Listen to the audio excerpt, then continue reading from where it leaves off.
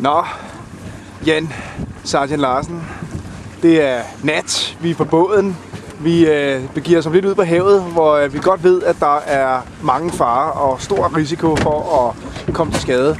Hvad er det, der gør dig tryg i den her situation? Jamen det er, jeg ved, der er jo forbandet mange herlige bløddyr derude, og det er dem, vi skal ud og prøve at fange nogle af nu. Jeg ved, at skibet er fyldt med en flok totalt seje falk-erhvervfolk her, og... hvad? Falk-erhverv? Ja. De er da ikke seje. Det ved jeg ikke. Jeg siger, hvad er det?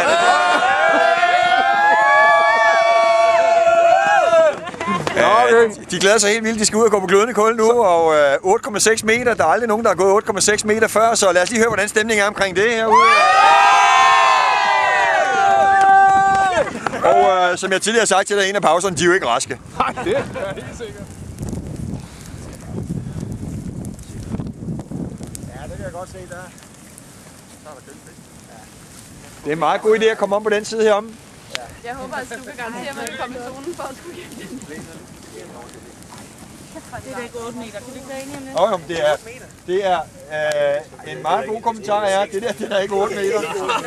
Bare roligt, når I skal gå, så er det 8 meter og 60. På nuværende tidspunkt, jamen skal vi ikke i øvrigt, så kan vi da lige hilse på vores fejreklub her. Det er Martin og Jesper. Skal vi ikke give dem en hånd der? Det er grunden til, at de er ekstraordinært vigtige, det er fordi, de skal ramme den rigtige temperatur på det øjeblik, hvor du skal ud og spacere. Og garantien for det er jo, at vores crew, de har spaceret, inden de ringer til os. Så når Jesper og Martin, de kan spacere på kulden, så er der... Kan vi andre så også? Ja. Med mindre at deres fødder laver noget specielt. De har jo brændt deres fødder af nogle gange, så de har ikke så mange følelser i fødderne mere. Nej. Det der sker nu her, det er, at fra nuværende tidspunkt, så vil jeg skyde på. John, kan vi få en vurdering af temperaturen på nuværende tidspunkt? Ja, den er kun 600.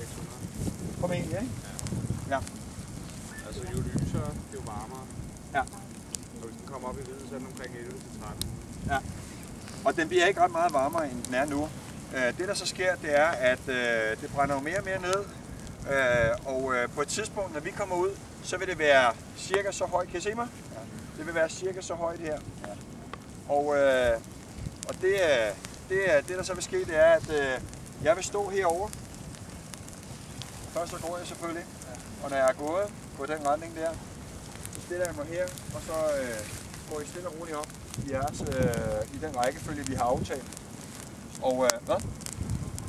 Ja, og efterhånden som vi kommer hen til mig, så spacerer I simpelthen, så går I hen til mig her, og det træner vi derinde, men kommer I hen, ser mig ind i øjnene, så nikker du, jeg åbner, og så spacerer I, så går I. Det der hele tiden vil være, der vil være en på siden af kullene hele tiden, som er på bålet. Det vil være vores Silent Angel, vores stille engel her, der sikrer, at du ikke lige stopper, eller der ikke sker noget, som du ikke forudser, og så vil du blive pillet af sådan her. De vil være i zonen de 12 gange. På de 12 gange i går være totalt i zonen, så hvis der sker et eller andet derude, bang, væk med jer. Så har vi haft brug for det nogensinde? Nej. 5 år tilbage, nu er det jo 8 år siden, vi gik sammen med Falk sidst, men jeg tror aldrig nogensinde, vi har pillet nogen af. Vi har ville pille nogen af nogle gange, men vi har ikke gjort det, fordi at, vi har set, der hele tiden det der gør, at vi piller folk af, det er, hvis de stopper. Det er klart, det er rigtig vanskeligt at blive stående derude, ikke? Det vil være rigtig meget i zonen. Ja, jeg skal lige høre. Vi finder ud. Og så en enkelt ting, og det vil vi også træne derinde rigtig meget. Det jeg kommer til at sige, det er, jeg kan selv huske, da jeg gik første gang, så stod ham, der stod foran mig, så stod jeg sådan her. Og jeg stod og kiggede, og så blev han ved, luk op. Og kiggede jeg op, og så kiggede jeg ned igen. Look up, sagde han så, og jeg fik ikke lov til at gå op. Jeg blev ved med at kigge ned, og hvis du står og kigger ned, så har det sådan en tendens til at sende nogle specielle signaler til dine fødder. Ja. At det formentlig er varmt. Kan I se det? Ja. Og det vil sige, at jeg havde ikke rigtigt, det helt rigtige fokus. Ja.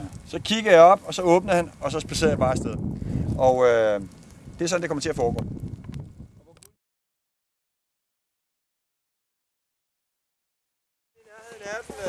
Nu bliver den revet op. Og I får lov til at være med på den sidste del af oprivningen her og klargørelsen af den.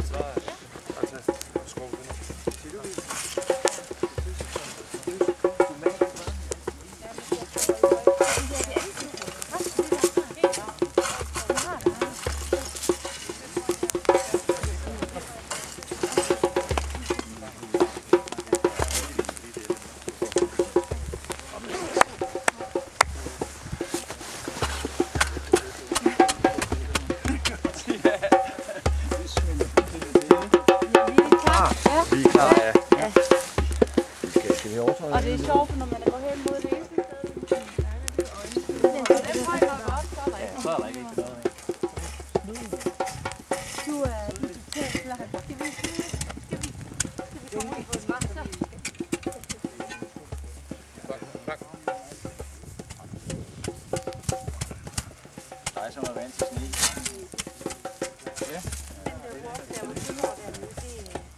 Det kommer simpelthen. Der var noget, der ikke var varmt der. Er det ikke flot? Ja, jeg kan se det. Okay, nu Så bare gå rundt dernede. Nej, det er ligesom at bruge det med dig, Søren. Det giver vi den lige. Vi giver den lige et par minutter til. Men det, jeg synes, vi bruger de par minutter til, det er at få stille og roligt tilbage i snuden igen. Og hvis du har brug for en marker til det, så gør du det. Lige nu, der er den en lille smule varmere, end den skal være.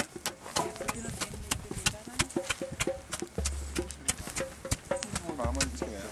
Hvad siger du? Er det ikke?